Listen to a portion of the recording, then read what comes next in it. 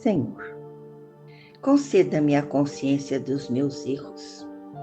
Não consintas que eu viva iludido, que eu tenha suficiente lucidez para saber quem sou,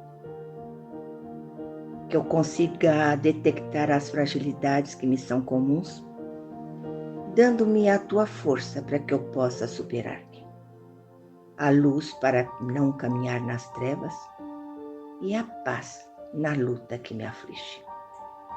Que eu seja sincero em meus propósitos, humilde nas minhas atitudes, verdadeiro em minhas palavras, fiel em meus compromissos. Senhor, não me deixes entregue à invigilância e ao assédio do mal. Seja meu abrigo, a minha inspiração. Que assim seja.